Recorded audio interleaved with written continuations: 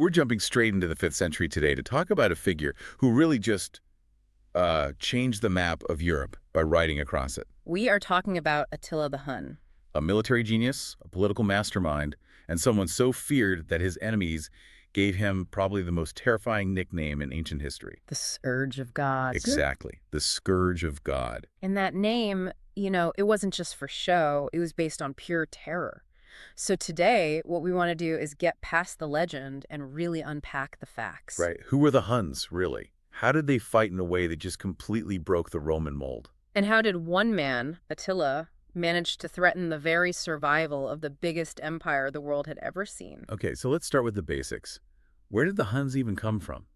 Because they didn't just show up out of nowhere. No, they came from the vast steppes of Central Asia. And you really have to picture what that means. We're talking about enormous flat grasslands. Just unbroken plains stretching on for as far as you can see. And that landscape, it shaped their entire way of life. They were a nomadic people. Which means they were constantly on the move. Constantly. They didn't build cities or permanent houses. They lived in yurts, movable tents. And for a settled civilization like Rome, which depended on roads and fixed supply lines, well, that made the Huns almost impossible to fight. Their entire culture was built on one thing. The horse. The horse. They didn't just ride them, they basically lived on them. We're talking from the time they were toddlers learning to ride and shoot a bow from the saddle. And that one skill gave them this huge, immediate advantage over any army in Europe. So why did they start moving west? Well, historians think that around the 4th century, something pushed them. It might have been war further east, or maybe even climate change, making it hard to find grass for their herds. And when they hit Europe, it wasn't just a small skirmish. Oh no, it was a geopolitical avalanche, a complete domino effect. They didn't just conquer tribes. They absorbed them. They forced other groups, like the Goths, into this huge confederation. This mass movement of people slammed right into the Roman Empire's borders, creating chaos and setting the stage perfectly for Attila. So into this chaotic world, Attila is born around 406 AD. He's from a powerful noble family, so he's trained from day one in riding and archery. But he was different. He wasn't just another skilled warrior. From a young age, people saw he was incredibly smart and, more than anything, deeply ambitious. So he wasn't just interested in quick raids for loot. No, he saw the big picture. He looked at the Roman Empire and thought, I can build something like that. An empire that lasts. So he studied them, their tactics. Absolutely. He watched how their legions worked, how their politics functioned, and crucially, where their weaknesses were. He knew Rome was a giant, but a slow one. And at first, he had to share power. In 434, he and his older brother Bleda inherited the throne together. Right, a dual kingship. And their first big move was to negotiate with the Eastern Roman Empire, the one based in Constantinople. And these weren't just peace treaties. They were basically protection rackets. Totally. The treaties basically said Rome had to pay them massive amounts of gold every year just to bribe them not to attack the Danube River border. So Rome was funding the very army that might one day destroy it. Precisely. It was humiliating for the Romans, but they thought it was cheaper than a full-scale war. For Attila, it was perfect. He could build his forces without even having to raid. But that dual kingship, it couldn't last, could it? Well, tension grew. And then, in 445 AD, Bleda died. Mysteriously. Very mysteriously. The official story was an accident or something, but pretty much everyone, Romans and Huns alike, suspected Attila was behind it. He was just too ambitious to share the top spot. And with Bleda gone, Attila was the sole ruler. All that power, all those resources were now focused on his vision. Which brings us to how they fought. Their success wasn't about having more soldiers. It was about speed and technology. Let's talk about their main weapon, because this is key, the composite bow. Yeah, and this wasn't just a bent piece of wood, you have to understand. This was a high-tech weapon for its time.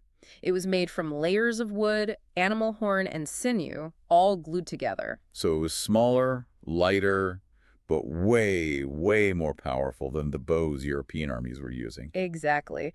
Which meant every Hunnic soldier, who was already a master horseman, could fire these incredibly powerful arrows with precision while galloping at full speed. They could just rain down arrows on an enemy before they even got close. And their armor matched that strategy.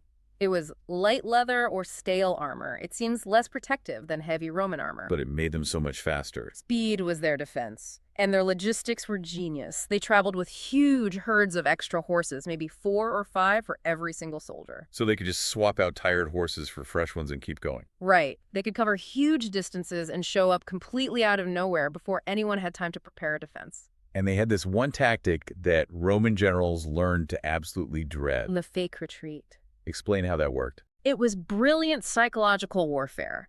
The Huns would charge, fire some arrows, and then suddenly break and pretend to run away in a panic. And the enemy, seeing this, would think, great, an easy win, and break their own formation to chase them. Exactly.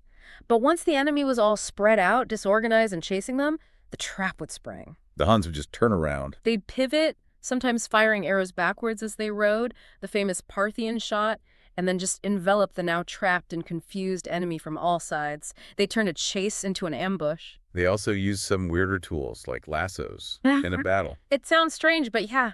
Imagine you're a Roman cavalryman in tight formation. A Hun rides by and throws a lasso over you or your horse and just yanks. Instant chaos. Total chaos. It was another tool to break those rigid Roman formations. So with this military machine, it's easy to see how Attila became a master of, well, wealth extraction.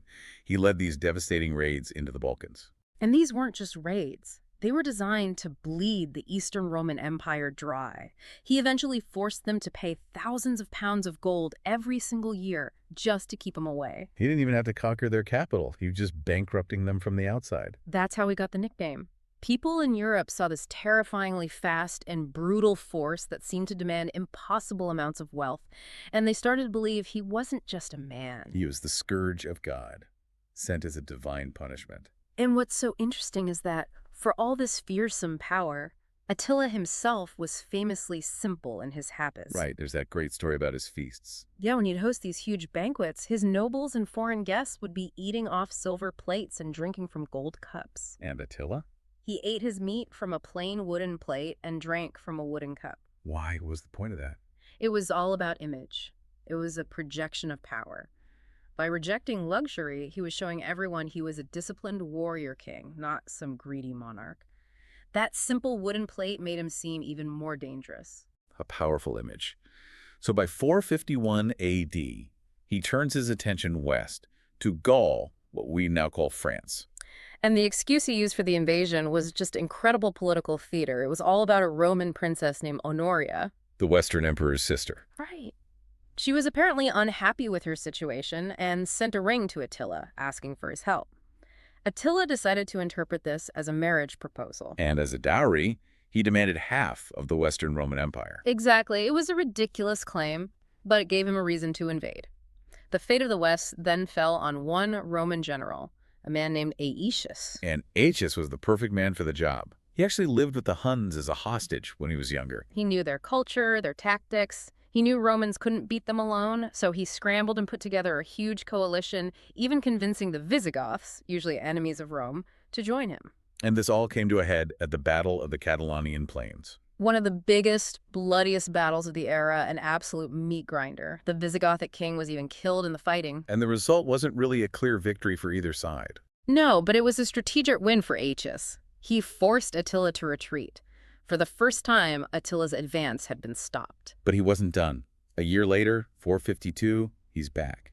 This time he bypasses Gaul and marches straight into northern Italy. And this time he was ruthless. He completely destroyed the city of Aquileia. And the survivors of that attack fled into the coastal marshes. Which is a fascinating little side note of history. Those refugees are credited with starting the settlements that eventually became the city of Venice. So Attila is marching towards Rome itself, and there's panic. The city sends a delegation to meet him, led by Pope Leo the Sharp. And this is one of history's great moments. The Pope has a private meeting with Attila, and afterwards, Attila just turns his army around and leaves Italy. The legend is that the Pope convinced him with the power of faith. That's the legend. The more likely story is that Attila's army was suffering from famine and disease. Pushing on to Rome was probably just too risky from a logistical standpoint. But whatever the reason, Rome was saved. And then just a year later, in 453, it all comes to a very sudden, very strange end. It does. Attila dies during a feast celebrating his latest marriage. Not in battle. Not by poison. No. He's found dead the next morning. It seems he had a massive nosebleed or hemorrhage and choked in his sleep, a bizarrely simple end for the Scourge of God. His soldiers were, of course, devastated. Their mourning ritual was intense. They cut their hair and gassed their faces with knives, believing a great warrior should be mourned with the blood of men, not the tears of women. And his burial is still one of history's great mysteries. Totally. He was buried in a secret spot in a triple coffin, gold, silver, and iron. To keep the location a secret forever, the people who buried him were immediately killed. So his grave and all that treasure has never been found. Never been found. So you have this huge, terrifying empire built almost entirely on the personality of one man. What happens the moment he's gone? It evaporates almost instantly. It just fell apart. Why so fast? Because Attila never built any lasting institutions, there was no real administration. It was all held together by his personal charisma and, frankly, by fear. And his sons started fighting each other for control. Immediately. And that was the signal all the conquered tribes, like the Gepids and the Ostrogoths, had been waiting for. They saw the weakness and they rebelled. And they won. They did. They defeated the Huns at the Battle of Nidau.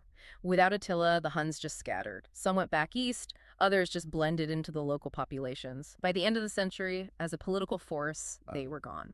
It really shows that an empire built on one person can't last. That's the key lesson here. His empire was a flash in the pan. The Roman system, for all its problems, had institutions that outlasted any single emperor. Attila's system died with him. But his legacy is still huge. By pushing all those other tribes around, he basically redrew the map of Europe. He helped create the conditions for the nations that would come later.